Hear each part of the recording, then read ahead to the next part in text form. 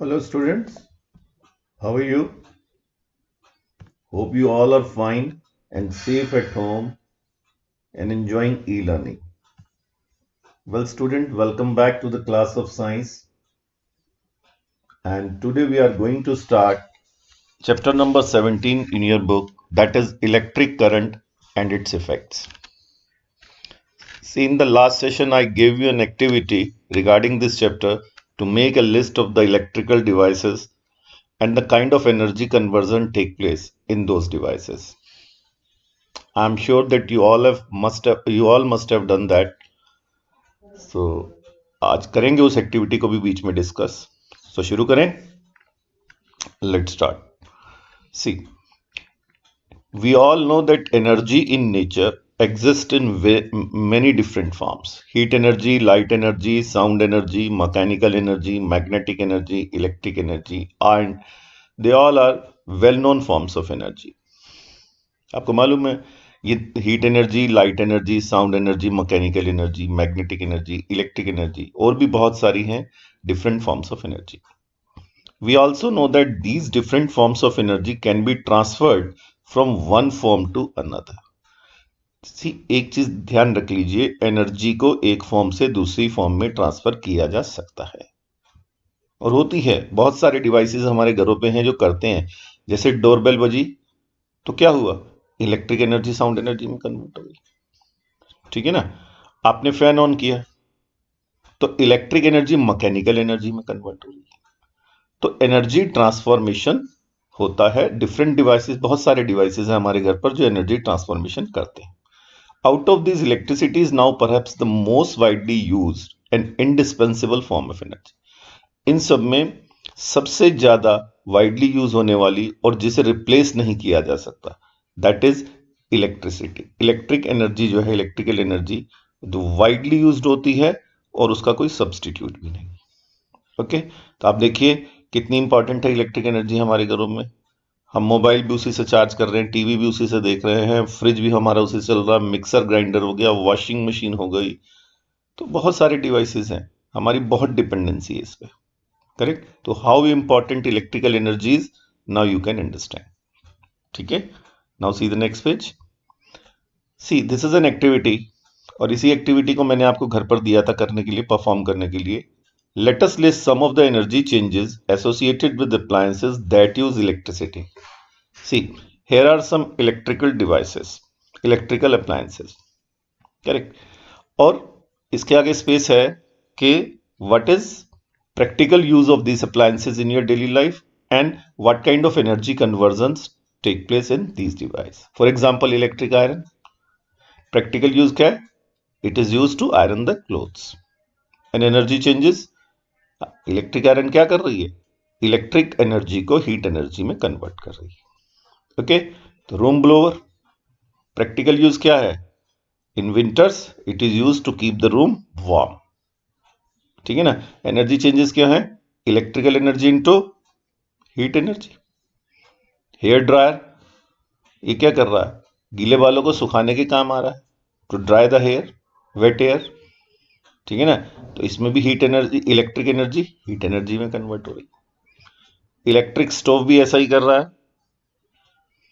It is use for cooking food. और ये क्या कर रहा है? इलेक्ट्रिक एनर्जी को हीट एनर्जी में कन्वर्ट कर रहा है. ठीक है. तो ऐसे ही हॉट प्लेट है, इलेक्ट्रिक फैन है. तो ये आपने बताए होंगे, मैंने आपसे कहा था. तो हॉट प्लेट क्या कर रही है? हॉट प्लेट में भी हम इलेक्ट्रिक एनर्जी दे रहे हैं, नाम ही हॉट है, तो ये हीट एनर्जी में कन्वर्ट हो रही है हॉट प्लेट, और खाना बनाने के काम आ रही. इलेक्ट्रिक फैन क्या कर रहा है? ये हमें हवा दे रहा है, to keep the room cool कह सकते हैं, या हवा चलती रहे इसलिए यूज किया जाता है ये. And it converts electrical energy into mechanical energy. Bulb का काम क्या है? टू गिव अस लाइट, ये इसका काम है. और ये इलेक्ट्रिक एनर्जी को लाइट और हीट एनर्जी में कन्वर्ट करता है. पहले हीट में कन्वर्ट होती है. तो इस बल्ब में पहले जब हम इलेक्ट्रिकल एनर्जी देते हैं तो इसका जो फिलामेंट है ये हीटअप होता है, उस हीट से लाइट फैलती है. तो इलेक्ट्रिक एनर्जी का कन्वर्जन होता है हीट में and then into light. Electromagnet, ये हमारे यहाँ फैन में, डोरबेल में लगी होती है, यूज है इसका. और ये क्या कर रही है, ये किस में कर रही है, इलेक्ट्रिक एनर्जी को मैग्नेटिक एनर्जी में कन्वर्ट कर रही है। फाइन। इलेक्ट्रिक बेल है, इसका क्या यूज है, आपने देखा if someone is at the door तो he just push the bell and you come to know that someone is outside. ठीक है ना, ये इसका यूज है। And it converts electric energy into sound energy. तो here are some devices, what is their use and what kind of energy conversion takes place in these devices that you just came to know. Fine. So we thus realize that the energy changes involving electricity play an important in our daily life. तो अभी आपने देखा कि कितने सारे devices हैं, they are all are based on electricity and how important they are for us that you already know. Correct. तो it has become almost impossible for us to think a life without electricity. आज की तारीख में it has almost become impossible for us to think life without electricity. बिना electricity के सोच के देखिए, बिल्कुल रुक जाएगी लाइफ। तो अभी तक हमने सिर्फ ये चीज देखी कि how important electricity is for us. So we have also learned in class 6 that some common electric components can be represented by their electric symbols. Okay तो अभी यहां पर क्लास 6 में हालांकि हमने पढ़ा था, लेकिन हम यहां दोबारा देखेंगे।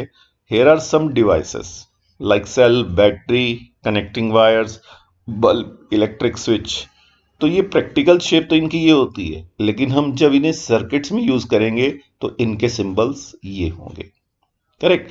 तो ये हमें यहां पर देखना है। फॉर एग्जाम्पल सेल, देखिए सेल प्रैक्टिकली ऐसा होता है, लेकिन जब आप सर्किट में यूज करेंगे तो इस तरह से दो लाइंस बनेंगी, एक बड़ी और एक छोटी। और बड़ी लाइन पॉजिटिव टर्मिनल को रिप्रेजेंट करेगी और छोटी वाली नेगेटिव को। Okay, and if we connect two और more than two cells in a systematic way then it becomes a battery. इसमें क्या करना है, पहले सेल का पॉजिटिव दूसरे का नेगेटिव, पहले सेल का पॉजिटिव है और ये नेगेटिव है, तो दूसरे सेल का जो पॉजिटिव है वो पहले के नेगेटिव टर्मिनल से कनेक्ट होगा। करेक्ट। फिर इस तरह से ये दो सेल की बैटरी हो गई। And if you want to make a battery of 3 cells, तो तीसरे सेल का पॉजिटिव दूसरे के नेगेटिव से कनेक्ट कर दीजिए, तो दिस इज अ बैटरी। तो बैटरी क्या है, it is a combination of 2 और मोर सेल्स। तो कनेक्टिंग वायर्स, जो घरों में हमारे वायर्स होती हैं, सभी में होती हैं कनेक्टिंग वायर्स, हर अप्लायंस में, इसे हम स्ट्रेट लाइन इस तरह से रिप्रेजेंट करेंगे। बल्ब और लैंप प्रैक्टिकली ऐसा दिखता है, लेकिन आप इसे सिंबॉलिकली ऐसे या ऐसे रिप्रेजेंट करेंगे। Is it clear? Electric switch, हमारे घरों में स्विचेस हैं, हर रूम में होते हैं, हम उसे ऑन करते ही फैन चल जाता है, बल्ब ऑन हो जाते हैं, तो लेकिन हम उसे सर्किट में इस तरह से रिप्रेजेंट करेंगे। और स्विच अगर ऑफ है तो इस तरह से रिप्रेजेंट होगा, और ऑन है तो ये जब हम इसे प्रेस करा तो ये दोनों आपस में कनेक्ट हो गए, ये ऑन पोजीशन में है स्विच, यानी कि सर्किट में करंट फ्लो रहा है इस टाइम, और ऑफ में सर्किट में करंट ऑफ है। करेक्ट। ना प्लग की वैसे ऐसे प्रैक्टिकली ऐसी होती है, but symbolically it is represented like this. लेकिन इन दोनों में अंतर है, ये ओपन है यानी कि सर्किट में करंट नहीं है, और अगर ये डॉट लगा हुआ है तो इसका मतलब कि क्लोज्ड है। सर्किट जब क्लोज होता है और कंटिन्यूअस होता है तभी उसमें करंट फ्लो होता है। यानी कि अगर आपके रूम का फैन ऑन है तो प्लग की इस पोजीशन में। Is it clear? Ammeter. See, ammeter is a device which is used to measure current in an electric circuit. Practically, it looks like this, but symbolically, we represent ammeter in this way. तो इसके दो terminal होते हैं, one is positive and other is negative, और हम इसे capital A इसके बीच में लिख देते हैं। तो this is ammeter. Now volt meter. Volt meter जो है, इसका काम क्या है कि भी आपने देखा होगा कि हमारे आपके घरों में जनरली एक स्टेबलाइजर सा लगा होता है मीटर के पास, एसी में लगा होता है, या मीटर के पास कुछ लोग लगाते हैं वोल्टेज के लिए। तो वोल्ट मीटर उसमें उसमें ये लगा होता है और उसमें वी बना होता है बीच में। करेक्ट। तो ये वोल्ट मीटर ये डिवाइस है जो हमें बता रहा है कि कितनी वोल्टेज आ रही है, ठीक है ना, और ये सिर्फ मेजर करता है वोल्ट मीटर, और उस वोल्टेज को मेंटेन करने का जो काम है वो उसके अंदर लगा हुआ स्टेबलाइजर होता है। तो वोल्टमीटर वो डिवाइस है जो हमें बताता है कि वोल्टेज जो है वो कितनी आ रही है, जिसे हम वोल्टेज बोलते हैं, उसे यहां पर हम आगे बड़ी क्लासेस में पोटेंशियल डिफरेंस कहेंगे।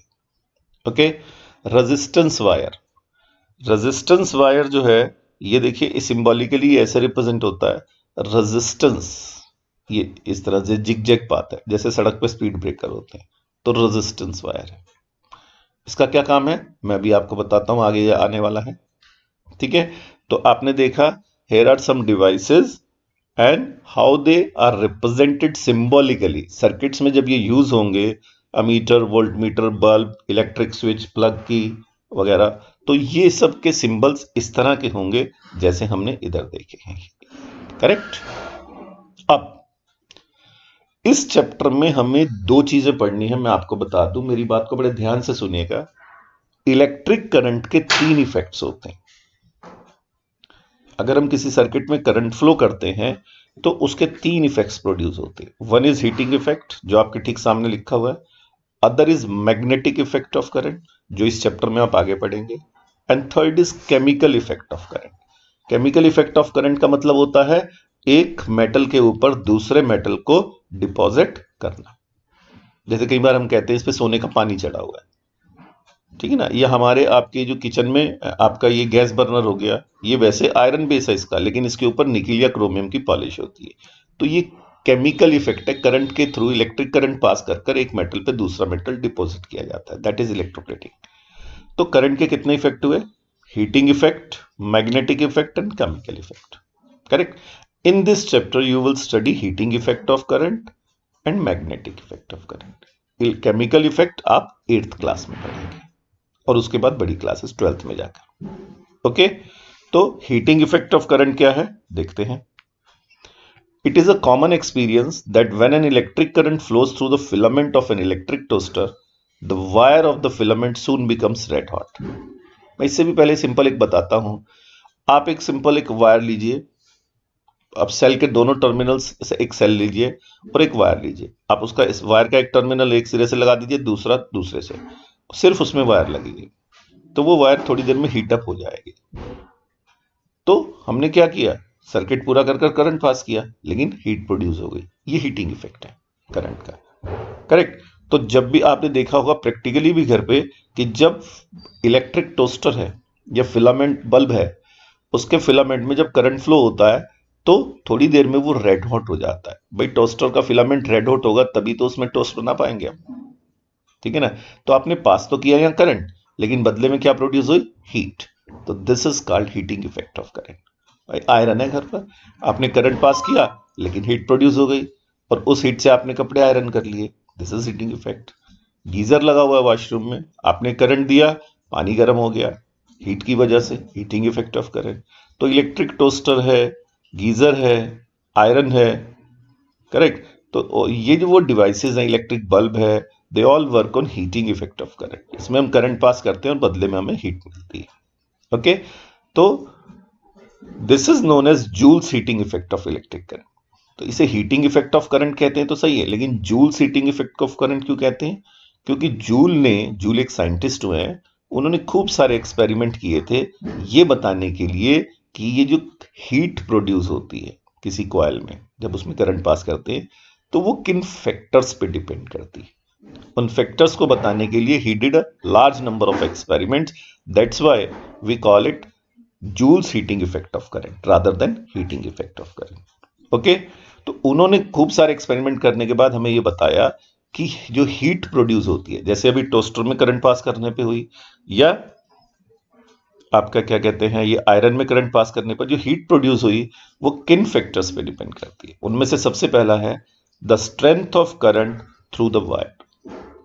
जो वायर है या जो कॉइल है, एलिमेंट है, उसमें कितना करंट पास हो रहा है। ज्यादा करंट पास हो रहा है तो ज्यादा हीट प्रोड्यूस होगी, और कम है तो कम। The second, the nature of the material and length and thickness of the given wire. जो वायर है उसका नेचर क्या है। जैसे आप हीटर है, हीटर की जो वायर है वो नाइक्रोम की होती है, तो नाइक्रोम में जब करंट पास होगा तो ज्यादा हीट प्रोड्यूस होगी, और वही अगर कॉपर की होगी उसमें करंट पास होगा तो उसमें कंपैरेटिवली कम हीट प्रोड्यूस होगी। तो मटेरियल और नेचर क्या है उस मटेरियल की, उसकी लेंथ कितनी है और उसकी मोटाई कितनी है वायर की, इस बात पे डिपेंड करेगा कि हीट कितनी प्रोड्यूस होगी। Okay, and the last, that is the time for which electric current flows through the given wire. कितनी देर के लिए वो करंट पास हुआ है उस पर डिपेंड करेगा। आप आगे चल के पढ़ेंगे 10th क्लास में, आपको बताएंगे इसका जो फॉर्मूला होता है वो होता है H is equal to I square R T. H मैंने हीट, I मैंने current, R represent for, R for stand for resistance and T for time. तो उसमें ही तीनों फैक्टर्स आ जाते हैं। लेकिन फिलहाल आपको ध्यान रखना है कि जो किसी भी कंडक्टर में हम करंट पास करें तो जो हीट प्रोड्यूस होगी that will depend on three factors. One, strength of current, second, nature of material और length of thickness, and the third, the time for which electric current flows. तो इन factors पे depend करेगा। Correct. तो आज आप इतना रखिए, यहां तक समझिए, और नेक्स्ट सेशन में हम इससे आगे बढ़ेंगे। करेक्ट। तो that's it for today. Thank you very much. Stay safe, stay at home.